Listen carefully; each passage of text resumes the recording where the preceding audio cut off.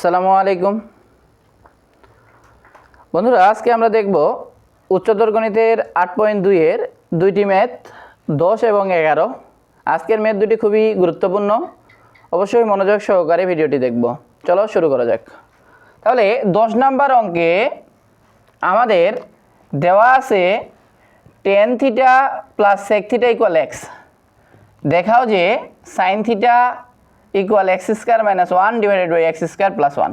তাহলে আমাদের প্রমাণে আছে শুধুমাত্র sin থিটা, কিন্তু আমাদের দেওয়া আছে tan আর sec। তাহলে আমরা প্রমাণের দিকে লক্ষ্য করে অবশ্যই ম্যাথটি করব। তাহলে 10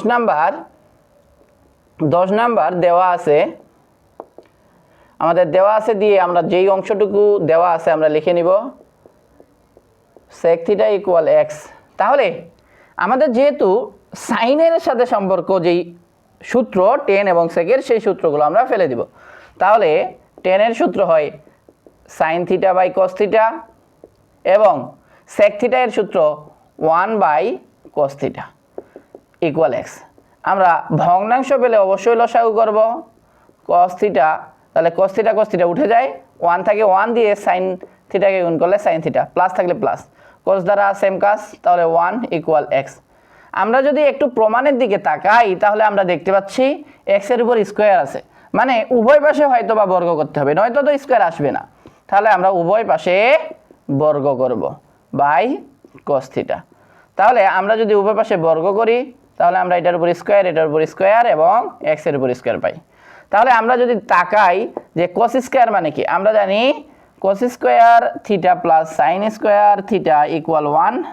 cos স্কয়ারকে যদি আমরা রাখে দেই তাহলে 1 মাইনাস sin স্কয়ার থিটা। তাহলে আমরা এই সূত্রটি নিচে লিখে দিতে পারি। তাহলে sin theta plus 1 divided by 1 minus sin square theta.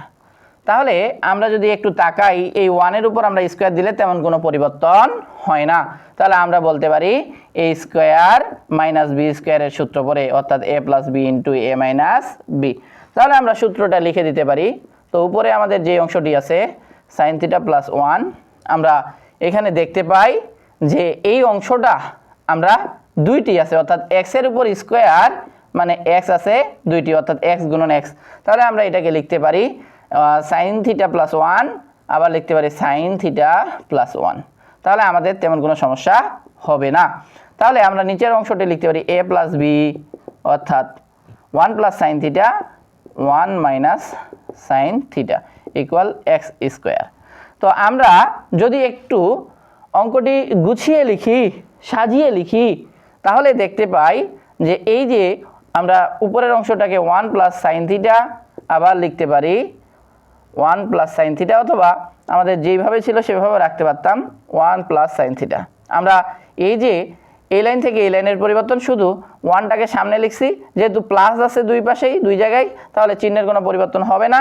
নিচে যা আছে আমরা তাই লিখে দিছি, উপরে এই ডান পাশে আমাদের x স্কয়ার। তাহলে আমার উপর নিচে কাটা যায়। তাহলে আমাদের থাকে কি, তাহলে আমাদের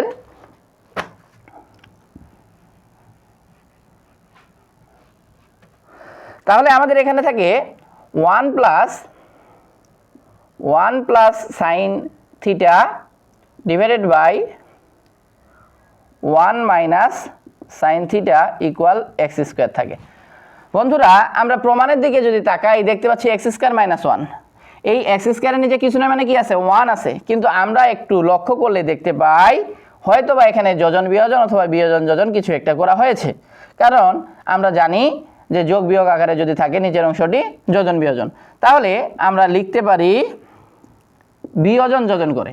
তাহলে উপরে আমরা বিয়োজন যোজনের কথা বলছি, বিয়োজন যোজন যাই করি না কেন প্রথমে উপরের অংশটি উপরে নিচে লিখে দিব।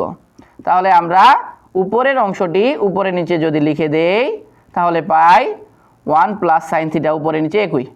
বিয়োজন মানে নিচের অংশটি উপরে বিয়োগ, যেহেতু বিয়োগ তাই চিহ্নের পরিবর্তন হবে, প্লাস আর মাইনাসে মাইনাস 1, মাইনাস মাইনাসে প্লাস sin থিটা। তাহলে নিচে যোগ, তাহলে যোগ যেহেতু প্লাস প্লাসে প্লাস 1, প্লাস মাইনাসে sin theta minus sin theta equal x square. আমরা বলেছি বিয়োজন যোজন, তাহলে উপরের অংশটি বিয়োজন যোজন যোজন বিয়োজন যাই হোক উপরের অংশটি উপর নিচে লিখে দিব, বিয়োজন মানে নিচের অংশটি উপরে বিয়োগ, যোজন মানে নিচে যোগ। তাহলে আমরা দেখতে পাই এই অংশটা কাটা যায়, আমাদের থাকে 2 sin theta divided by 2 equal x square minus 1 divided by x square plus 1। বন্ধুরা অতএব আমরা লিখতে পারি 2 2 কাটা sine theta equal x square minus 1 divided by x square plus 1, এটাই আমাদের প্রমাণিত। আশা করি আমরা অঙ্কটি বুঝতে পেরেছি। আমরা আবার যদি একটু বলে দিতে চাই যে আমরা অঙ্ক করার সময় অবশ্যই প্রমাণের দিকে লক্ষ্য করে অঙ্ক করব। তাহলে আমরা টেন থিটা এর সূত্র ফেলেছি প্রথমে, তারপর সেক থিটা, এবং আমরা পরবর্তীতে ভগ্নাংশ পেলে লসাগু করব। আমরা যেহেতু প্রমাণে স্কোয়ার দেখেছি তাই আমরা উভয় পাশে বর্গ করে পাই। বর্গ করার পরে আমরা কোস স্কোয়ারের সূত্র ফেলছি 1 মাইনাস সাইন স্কোয়ার থিটা। পরবর্তীতে আমরা এই এ স্কোয়ার মাইনাস বি স্কোয়ারের সূত্র ফেলছি এবং উপর নিচে কাটাকাটি করে আমরা এখানে যোজন বিয়োজন করে আমাদের অঙ্ক এই পর্যন্তই। পরবর্তী অঙ্ক আমাদের 11 নম্বর। তাহলে 11 নম্বর অঙ্কটি লিখিতর জন্য খুবই ইম্পর্টেন্ট বন্ধুরা। খ নম্বর লিখিত অংশে প্রায় চলে আসে, একটু মনোযোগ সহকারে দেখব। 11 তাহলে দেওয়া আছে a cos theta minus b sine theta equal c. তাহলে প্রমাণ করতে হবে এ সাইন থিটা। বন্ধুরা একটু প্রমাণের দিকে আমরা লক্ষ্য করলে সাইন থিটার সাথে ছিল বি, এখন হয়ে আছে এ, কোস থিটার সাথে ছিল এ, হয়ে আছে বি, এবং এখানে ছিল সি, আবারও বাড়তি অংশ ছিল।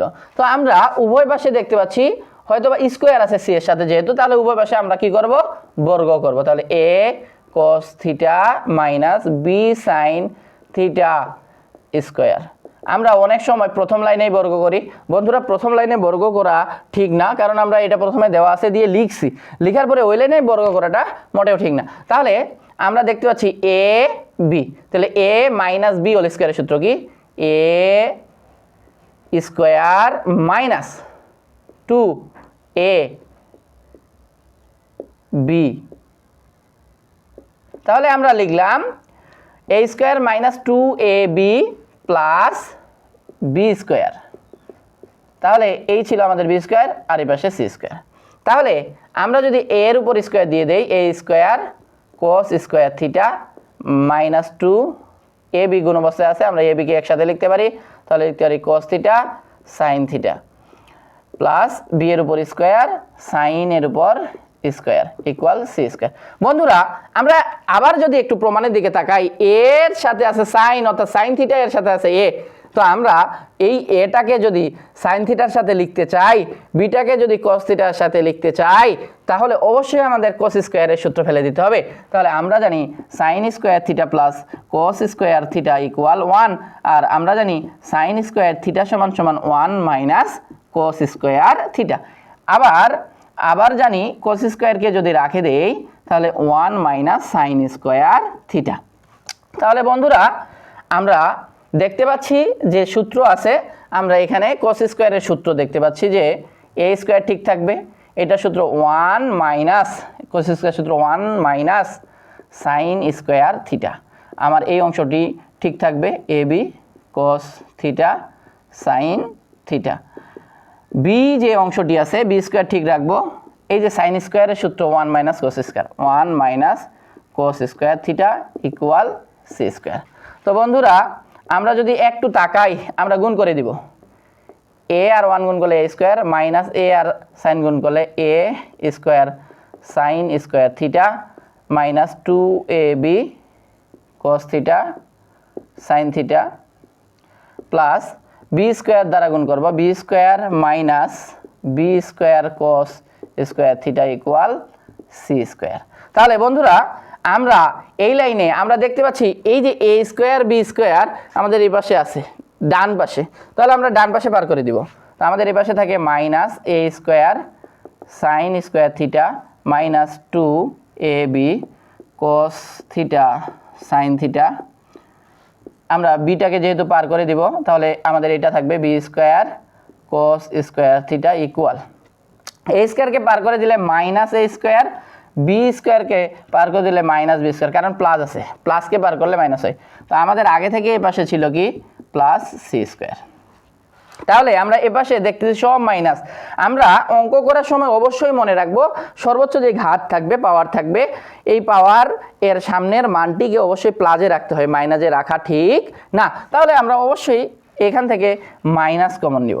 তাহলে মাইনাস কমন নিলে পাই A square sine square theta plus 2ab cos theta sine theta plus B square cos theta cos square theta. তারপরে আমরা এখান থেকেও মাইনাস কমন নিব, A square plus B square minus C square. কেন minus common নিচ্ছে? Minus প্লাসে minus মাইনাসে plus, minus মাইনাসে প্লাস, মাইনাস প্লাসে মাইনাস। তাহলে আমরা উভয় পাশে মাইনাস মাইনাস কেটে দেব এবং এই জায়গায় আমরা একটু সূত্র লেখার জন্য এ সাইন থিটাকে একসাথে লিখে তার উপর স্কোয়ার দিতে পারি।